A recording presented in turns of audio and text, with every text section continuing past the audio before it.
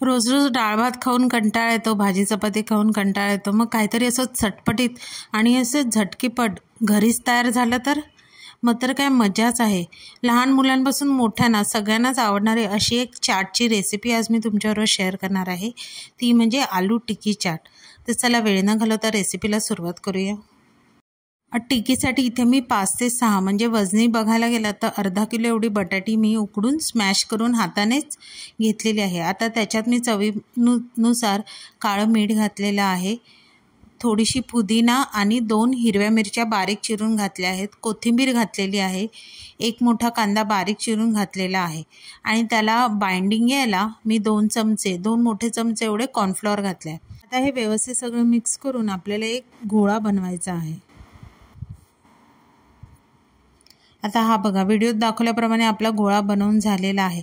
आता काय करायचं, 2 हाताला तेल लावून आपण त्याच्या टिक्की बनवायला सुरुवात करूया. आता इथे तुम्हाला लहान मोठे पातळ जाड जसे हवे तसे तुम्ही इथे टिक्की बनवून घ्यायच्या आहेत.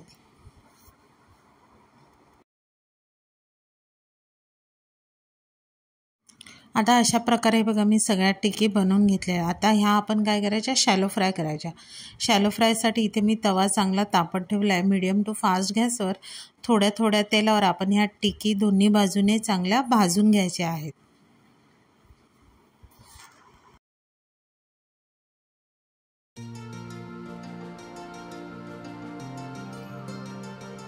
अशा प्रकारे आपल्या आलू टिक्की तयार झालेली आहे.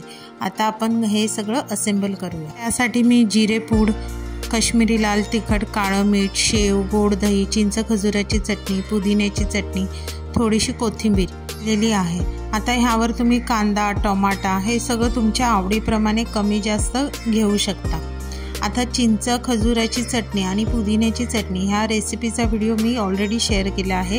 जर तुम्हाला बघायचं असेल तर ह्याची लिंक मी डिस्क्रिप्शन बॉक्समध्ये दिलेली आहे, तिथे जाऊन तुम्ही चेक करू शकता.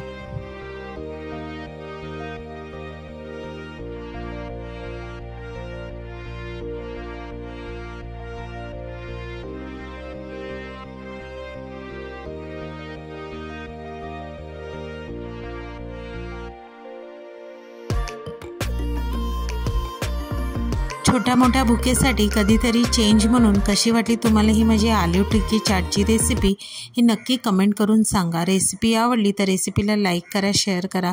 चॅनलवर नवीन असाल तर चॅनलला सबस्क्राईब करा आणि नवीन व्हिडिओच्या नोटिफिकेशनसाठी बेल आयकॉनला प्रेस करायला विसरू नका. तोपर्यंत मस्त मस्त राहा.